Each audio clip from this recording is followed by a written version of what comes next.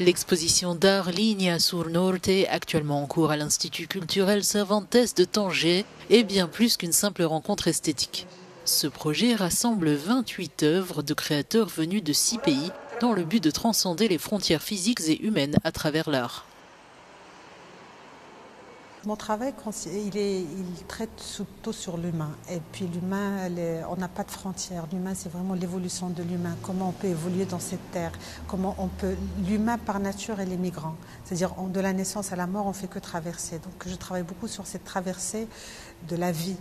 Et puis, ça ne pouvait que rejoindre le thème de l'exposition et puis vraiment créer le lien entre le nord et le sud. Photographie saisissante, sculpture, poterie contemporaine, peinture, l'exposition incarne un véritable appel au dialogue interculturel, un pont visuel tendu entre les continents et les civilisations.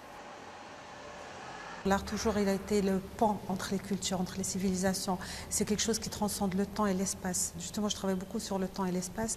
Et l'art ne peut être que vraiment un témoin de tout ça.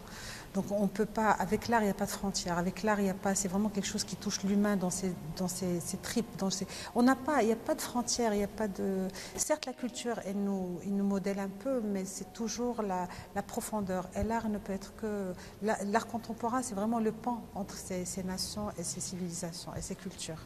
Cette initiative démontre l'importance de l'art comme moyen de promouvoir les échanges culturels et de favoriser une meilleure compréhension entre les peuples, dans un contexte mondial où les fractures sociales et géopolitiques sont nombreuses. J'ai aimé le travail de certains artistes avec le côté noir et blanc très abstrait, mais qui évoque beaucoup de sentiments quand on les regarde. Je trouve que chaque œuvre présentée ici, on peut se projeter, on peut se poser des questions. Depuis son ouverture le 23 avril, l'exposition a voyagé à travers plusieurs villes du Maroc, dont Marrakech, Rabat et Fès, avant de faire une halte à Tanger, où elle restera jusqu'au 9 mai.